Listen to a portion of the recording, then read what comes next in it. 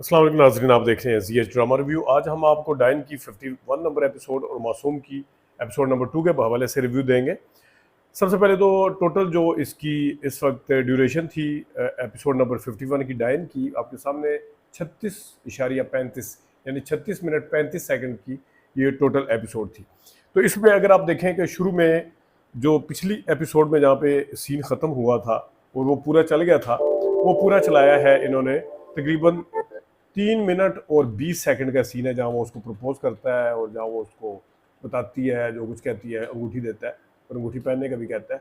तो 3 minute 20 second 36 minute 35 second में से ये निकाल दिए, तो बाकी तकरीबन 33 मिनट बचते हैं। और इन 33 मिनट में अगर आप देखें तो आगे जाके एक शबाब और जवार शाह का सीन है, जिसमें 2 मिनट 40 सेकंड का वो सीन है, जिसमें वो आप बताता है उसे सारा कुछ।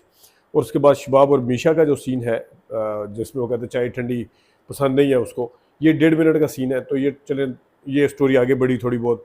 फिर वही ख्याल आता है जो पहले से सुनाया गया, जो पहले से बताया गया, यानी कि गुज़िश्ता का फ्लैश बैक चलता है, ओएसटी चलती है, सारा मीशा का ख्याल आता है। तो 7 मिनट 33 सेकंड से ये ख्याल शुरू होते हुए 9 मिनट 42 सेकंड पे जाके ये ख़त्म होता है। ये जहाँ पे मैं अगर आपको दिखा सकूँ, 7 मिनट 33 सेकंड पे ख्याल चल रहा है और फिर ये चलते ही चला जाता है। तो ये अब वो सोच रही है क्या क्या किसने कहा था मुझे जब प्रपोज किसी की किया। आंखों पर ये बांध देखें, दी जाए ये तो उसे अभी वही ये कह के नजर गया है, आता है अभी ये जो बता उसे के गई है दिखाया अभी जा रहा। कि किसी की आंखों में पट्टी बांध दी जाए, चाय पसंद नहीं है, ये अभी बोल के गई है। और अभी फिर उसको ख्यालात आ रहे हैं, तो 2 मिनट इसके ऊपर ज़ाया किए। तो अगर वो वाला पहले वाले 3 मिनट मिलाएं, 3.5 मिनट और 2 मिनट ये मिलाएं, तो 5.5 मिनट 36 मिनट में से तो ये 31 मिनट का ड्रामा अब बाकी रहता है। लेकिन उसके अंदर भी जो गैर ज़रूरी सीन, लंबे सीन थे, अब 5 मिनट का सीन जो है वो आखिरी वाला है, जो जिसमें उसके साथ है जो जुबार शाह आता है, वो 18 मिनट, वो बहुत लंबा सीन है, 20 मिनट से शुरू होता है और 25 मिनट तक जाता है, यानी 5 मिनट का सीन है। और वही जिसमें वो साइन करवाती है डॉक्यूमेंट के ऊपर और पता नहीं क्या क्या करती है, वो 5 मिनट का सीन भी अगर बीच में साइड पे कर ले, उतने लंबे सीन की वैसे बाय द वे ज़रूरत नहीं थी। इस वक्त डाइन ड्रामा जो है ये एक बोरियत की तरफ भरपूर बढ़ रहा है, क्योंकि वैसे तो 35 या 36 एपिसोड भी वो करना, हजम करना, लेकिन चले वो एक नया स्टैंडर्ड सेट हो चुका था कि 36 37 किस्तें हुआ करेंगी, कहाँ 13 होती थी, कहाँ पे 18 हुई। लेकिन ये अब 51 नंबर एपिसोड इसकी चल रही है और इसका दूर दूर तक अभी पता नहीं है कि ड्रामा कब ख़त्म होगा। इसके अंदर कभी एक ले आते हैं, अब नूरी के भाई को वो ख़त देने की क्या ज़रूरत थी, सिर्फ सीन ज़ाया करने के लिए। मतलब निदा मुमताज़ को नूरी का भाई जो है ख़त दे के गया है कि ये आपकी बेटी ने दिया है। वो हालांकि खुद फ़ोन पे बात कर सकती है साइड पे जाके, सिर्फ उसको बस 1 1.5 मिनट का वो सीन करना था, ऊपर से नहीं इजाज़त आना था, कहाँ है वो, बता मुझे, मैं तो पता नहीं, वो जो बोलता है जो भी, तो वो भी उस 1.5 2 मिनट का उससे तो 3 मिनट का टारगेट इन्होंने कम से कम यहाँ पे रखा हुआ था कि वो डालना, उसकी कोई ज़रूरत थी नहीं। अब ड्रामे को जब लंबा करेंगे तो फिर वो उसमें पता नहीं क्या क्या ख्यालात आते हैं कि ये सीन भी डाल लें, इसको भी बीच में ऐड कर लें, उसको भी कर लें, तो फिर ये इसी तरह चलेगा। चले अब आपको मासूम के एपिसोड नंबर 2 का बताते हैं। मेरी दुआ है ऐसा कोई घर ना हो जिसके टीवी में। तो मासूम ड्रामा का जो बैकग्राउंड है, उसका जो दिखाया है, उसमें बहुत ही ज़बरदस्त करैक्टर चेंज नज़र आएंगे आपको, बड़े बड़े बंगले, गाड़ी और इस तरह की चीज़ें नहीं नज़र आ रही। और एक दिलशाद फैसलाबादिया है, वो अपनी एफर्ट करने के लिए कराची जाता है, फैसलाबाद छोड़ के अपनी बहन को साथ लेके जाता है। सादा लो आदमी है और ये किरदार अदा कर रहे हैं जनाब इमरान अशरफ साहब, और उनके साथ उनकी बहन है। दूसरी तरफ कराची में जिनके घर में ये रहते हैं और जो हीरोइन भी है, वो है जनाब सोनिया हुसैन। और सोनिया हुसैन का भी इसके अंदर जो किरदार है, काफ़ी फ़र्क है उसमें। फ़र्क इन द सेंस कि उन्होंने माजी में जितने भी करैक्टर किए हैं, वो कोई इतने ज़्यादा शौक और चंचल किस्म के करैक्टर नहीं थे। इसी वजह से सोनिया जो है इसके अंदर आपको एफर्ट करती हुई नज़र आ रही है। गो के उनकी डायलॉग डिलीवरी ठीक है, उसमें वो है, लेकिन किसी जगह पॉजेज या मॉड्यूलेशन, मतलब है जिस तरह वो इमरान अशरफ की कोई बात दोहराती है जिस वक्त, हालांकि उसको उस तरीके से अदायगी नहीं बनती थी, लेकिन बहरहाल एफर्ट कर रही हैं, ठीक कर रही हैं। लेकिन इसमें इमरान अशरफ का मैंने लास्ट उसमें भी बताया था वीडियो में कि उनको जब इस किस्म के कोई किरदार दिए जाते हैं तो वो इस तरह के किरदार बहुत अच्छा करते हैं। मतलब कोई गरीबों के, जैसा उन्होंने पोले वाला किरदार किया था, अमीरों के शायद किरदार के अंदर इतने ज़्यादा जचते नहीं हैं वो, जितने इस किस्म के किरदार के अंदर उनका एक मलका उनको हासिल है, इसमें कोई शक नहीं। फिर उनका बोलने का अंदाज देखना, मेरी बहन मेरी इधर आ इधर बैठ जाए, उस इस तरह वो जो बोल रहे हैं, जो एक टच आता है, तो आपको ड्रामे के अंदर एक डिफरेंट फील भी नज़र आती है, कहानी के अंदर भी इंटरेस्ट नज़र आता है, इसकी एफर्ट क्या होगी, किस तरीके से ये आगे बढ़ेगा और ये ड्रामा किस तरीके से आगे बढ़ेगा, ये देखेंगे। लेकिन अभी तक इसके अंदर दिलचस्पी, इसका बिल्टअप जो है वो दिलचस्प है। उसमें आप ख़ासतौर पे इन दोनों के जो मज़ाहिया सीन है, वो नहाने का, चुड़ैल बन के डराने का, और फिर दूसरा वो भी अच्छा था। इनकी केमिस्ट्री अच्छी लग रही है दोनों की, मज़ा आ रहा है देख के। अब आपको ज़रा थोड़ा गूंज के हवाले से बताते हैं।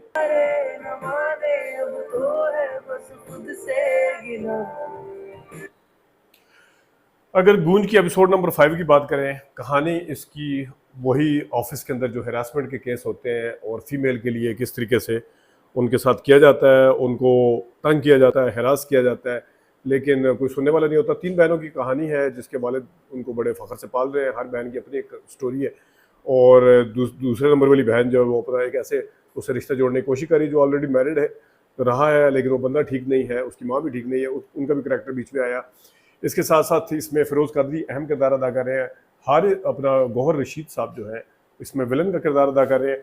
इस एपिसोड में जो अभी आई उसमें एक तो वो HR को शिकायत करती है जाके, जब पिछले एपिसोड में, अब मुझे समझ में नहीं आ रहा कि HR को जब शिकायत कर दी है तो वो HR इसकी शिकायत सुनने को, मानने को तैयार क्यों नहीं है। वो इतना मतलब कन्विंस करिए, है भी लड़की है, और लड़की चले होता है मेल को अगर कोई फेवर कर रहा है, जैसा एक बॉस आया है, एक बॉस आई है वो फीमेल है, लेकिन उसके ऊपर बॉस जो है वो नबील यानी गौहर रशीद को फेवर कर रहा है कि वो हमें छोड़ जाएगा तो ये हो जाएगा वो हो जाएगा।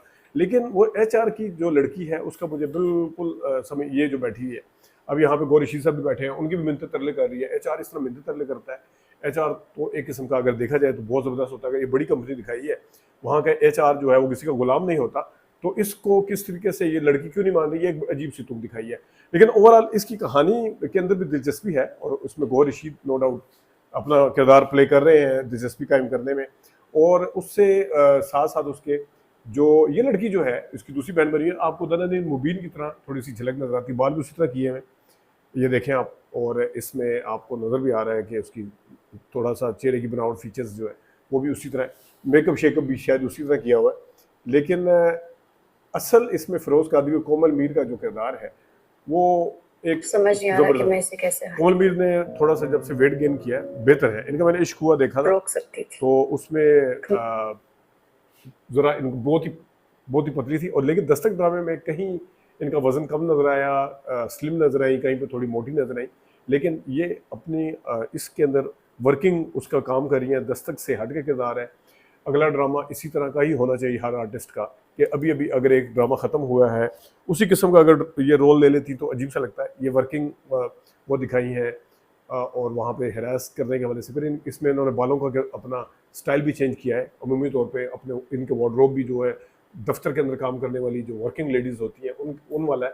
तो इस हवाले से भी ये किरदार इनके ऊपर जचा है। और फिरोज़ कादरी, उनका भी अभी दस्तक नहीं, इनका मैं दस्तक गलत कह गया हूँ, कोमल वीर का दस्तक नहीं था, ए दिल था अजान समी खान के साथ, उससे बिल्कुल हट गया, दस्तक इनका था फिरोज़ कादरी का। तो इनका भी किरदार जो है उसके अंदर बिल्कुल नेगेटिव शेड थी, लेकिन इसके अंदर जो है वो एक पॉजिटिव शेड नज़र आती है। तो ये किरदार भी उम्मीद है कि फैसल ये फिरोज़ कादरी साहब अच्छा करेंगे। तो खालिद रम साहब भी अपना किरदार अच्छा कर रहे हैं, जो उनकी बेटियां बनी हुई हैं वो भी अच्छा कर रही हैं, और जो बॉस की बहुत मेहनत लगेगी वो एक थोड़ा सा आपको याद होगा कभी मैं कभी तुम, ये जो अभी फाद मुस्तफ़ा वाला ड्रामा जो ख़त्म हुआ था हानिया में, उसमें जो फाद मुस्तफ़ा की भाभी बनी थी उस तरह की थोड़ी सी लुक आ रही है उनके कपड़ों के अंदर भी, और वो जो बॉस आती है वो सख्त दिखाई है। लेकिन ये इनका ऑलरेडी पहले भी एक ड्रामा राजा रानी चल रहा है। अब ये देखें, ये वाला ये मैं दिखाना चाह रहा था यहाँ पे कि ये देखें, ये बिल्कुल वही लुक आ रही है जिस तरह उस लड़की ने रीमा भट्ट ने किरदार अदा किया था थोड़ा। लेकिन बहरहाल उन्होंने तो बहुत ही शानदार किया था, देखते हैं आगे जाके क्या करते हैं। लेकिन गूंज ड्रामे के अंदर बहरहाल अपने सब्जेक्ट के हिसाब से फ़र्क है, मुख्तलिफ है थोड़ा, देखते हैं इसके अंदर कितनी दिलचस्पी कायम रहती है। ये ड्रामा अभी जब आगे बढ़ेगा इसके अंदर यकसानियत तो नहीं आएगी, इसके अंदर ओएसटी तो नहीं चलाए जाएंगे, इसके अंदर फ्लैशबैक तो नहीं आएंगे, इसकी कहानी को इंटैक्ट रखा जाएगा, किरदार इंटैक्ट रहेंगे, ड्रैग तो नहीं किया जाएगा। ये तो आने वाले दिन बताएंगे। अपना ख्याल रखिएगा, अभी तक लिए इजाज़त दीजिए, अल्लाह हाफ़िज़।